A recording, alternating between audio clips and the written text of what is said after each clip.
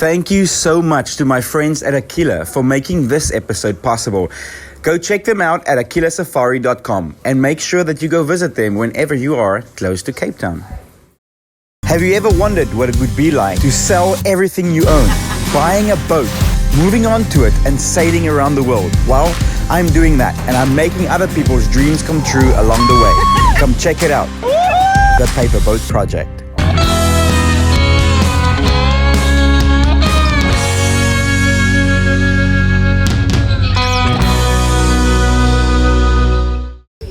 Hey guys, welcome to the northern coast of the Dominican Republic. You're in Luperon in the Caribbean. That's Stefan, and I've been wearing this mask as we've been asked to. What crazy times, guys. Coronavirus. What the hell is going on? Everywhere is shut down. The ferreteria is closed. I mean, only the supermarkets are open here. Try and get a boat back in the water and try and refit it in a country where you don't really speak the language, and it's Corona time. So I really wanted to give you this live update and show you this beautiful baby behind me. She's a 1976 classic boat ketch, and she's a William Garden design, and she used to be a paper boat dream, and now she's a reality. For those of you that's been following the live updates on Patreon, thank you so much. Thank you for all the great messages, for the comments, for just the love and the support.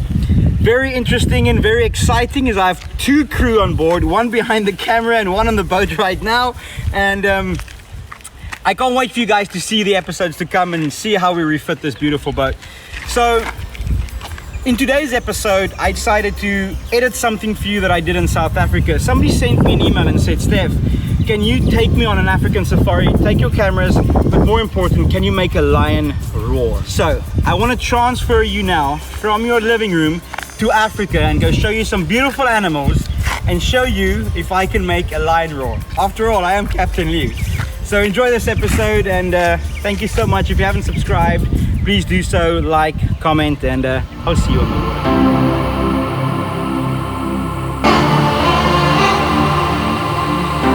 Right, you guys, this is Mom, and Mom decided to come on this paperboat project. Tell us why you decided this is something that you wanted to do. Okay, firstly, I live in South Africa, but to go into the wild is always something that's special. You never know what you can expect. You never know what you're going to see. But just to be there and take in the smells and the sights is amazing. All right, so we received this email saying, I would like to hear a lion roar. Is that a tall order? Yes, it is, because first of all, you're lucky to see them because they sleep for 20 hours to 22 hours a day. And secondly, if they roar, it's normally to protect the territory they're in because they're very territorial. So it's only when somebody else come into their area that happens. Have you heard a lion roar? I have. Well, tell us. I have. To hear a lion roar is one thing. You know what it sounds like because we've seen it and we've heard it. But on TV though. Yeah. But to be there and feel it, that is so amazing. There's something about it that makes you go quiet and realize that you're in a place, a sacred place, because it comes right out of their stomach, and there's so much energy that they put out in that roar, and it's so frightening and amazing at the same time. And I always say that's why they call the king of the jungle, man.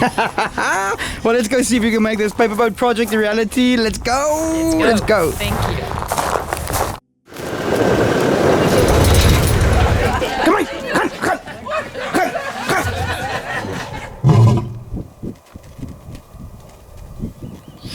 How's it going? Good evening. Good, thank you. Welcome. Thank you so much. Memory. Thank you, Memory.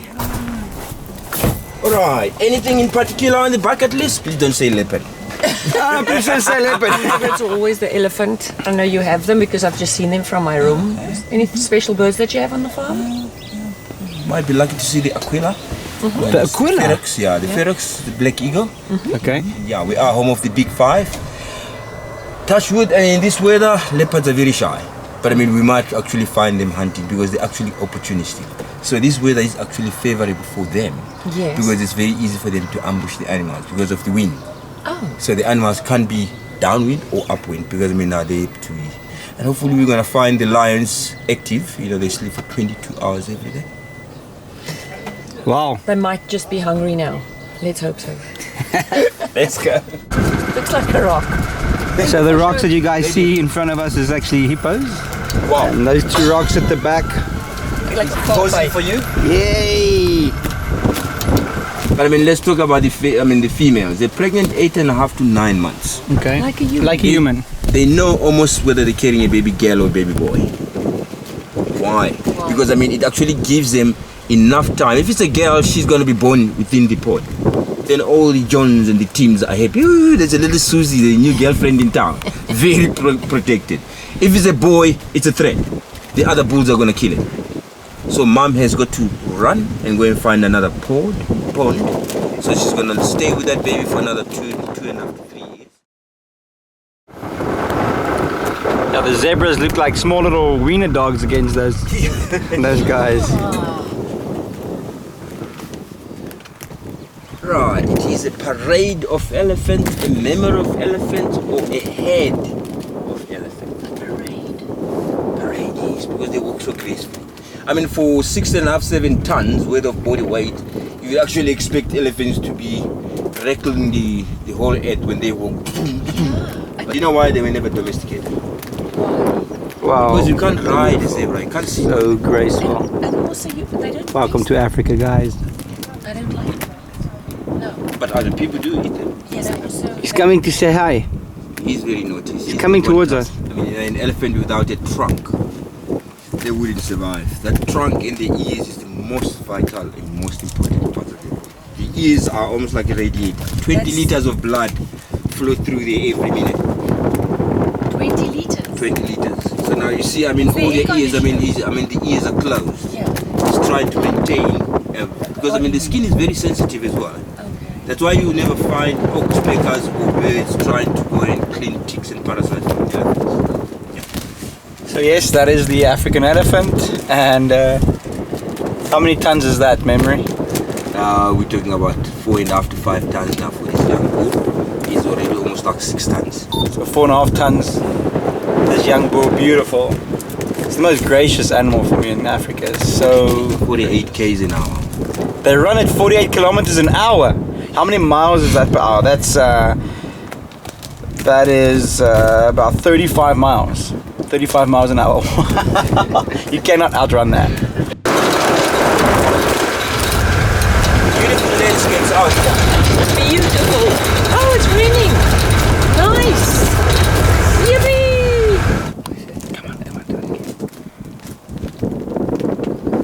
Springbokker used to, if a chief of one of our... Right, rock. Wow!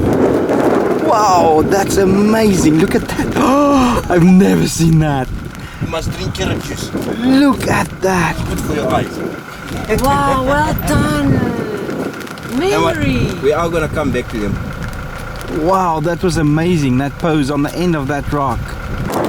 So the question still stands. Is it white with black stripes or black with white stripes? That's why he's got all these girls around him. They walk very funny. Giraffe lift both legs on either side of their body at the same time. Giraffe give birth whilst they're standing. Imagine dropping your child 2 meters to the ground first day, head first day. Ja, head first, yes. But you know why human beings say you've got a good kickstart to life? It was copied from them. Because baby giraffe are born with their hearts not working. So mom drops your heart, And that it goes, shock. The shock is what that kickstart. Okay, wow.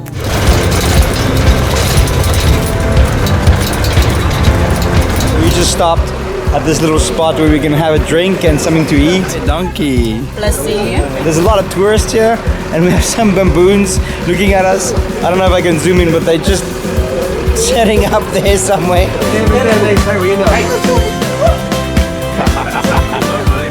Okay, biltong is a proudly South African product. The way biltong, they started making biltong is when the Dutch settlers arrived in the Cape Colony. They had to find a way to preserve meat, so they would shoot a whole antelope but they can only eat so much, and then the rest will go to waste.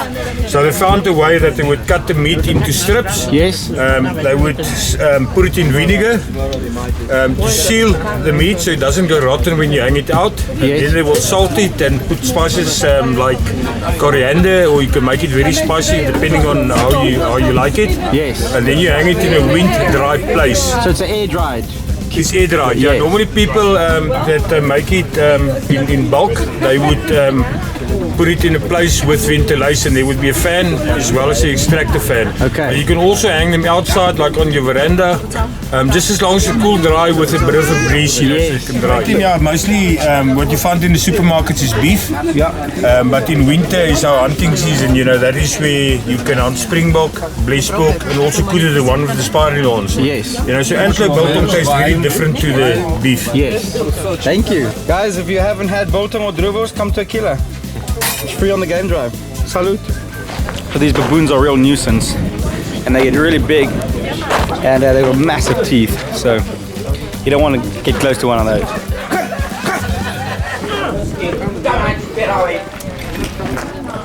Spot the funny baboon. Tell me when you see it.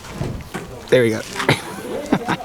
Scouting for whatever you can come and steal.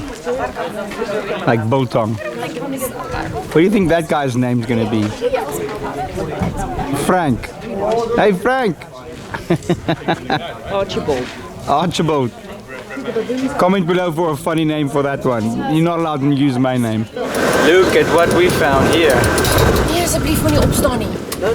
My mom says don't stand up, don't stand up. No, look at this one. Oh nee. Guys, understand me. this She is the knows me car and very this is well. where we are. Right here. You show how Right. beautiful these I eyes mean, are. how terrible are we as human beings? Because these guys were rescued from Kent hunting. They were going to shoot them. They were just raised just for the bullet. Humans, excitement. So the person shoots an animal like this, and then you take a selfie. 2 male lions here and 3 females, and we're hoping that they will roar for us. See how sharp they are.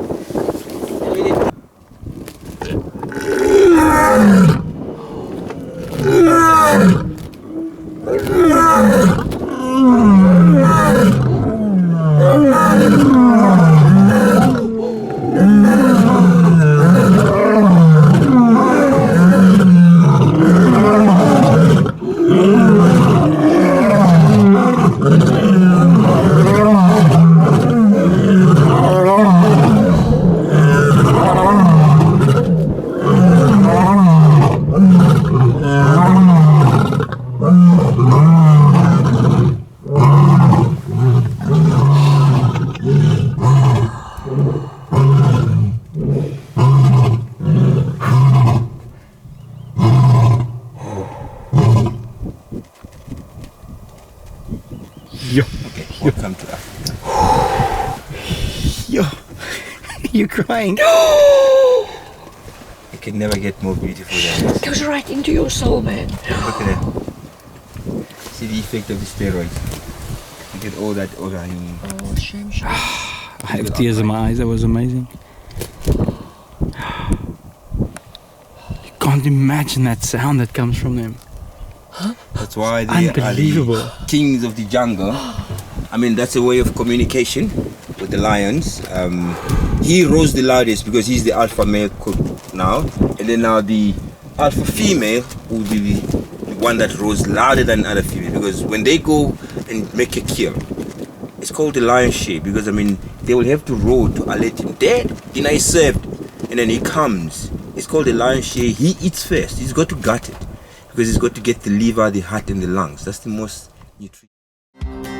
Nee, ek het my maasie by Aquila. Are those more rhino at the back there? There's more rhinos. Oh my Ja, ons I'm gonna take you to that little baby. dankie my chap, ek waardeer dit. Now that's something you don't see every day, a rhino with a real horn. And the baby. And a baby. Beautiful.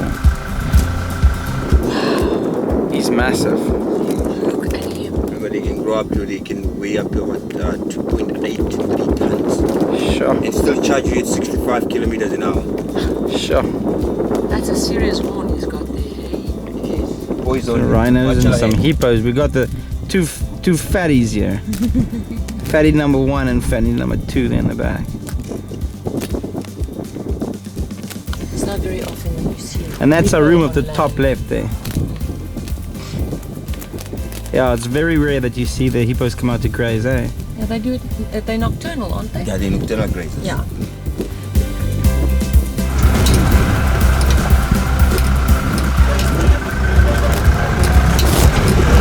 Just to top our visit at Aquila, there's a full moon rising. Thank you, thank you. You can support this cause by going over to Patreon and putting a tip in the jar. Thank you so much for everybody that's wanted to support. Now you can.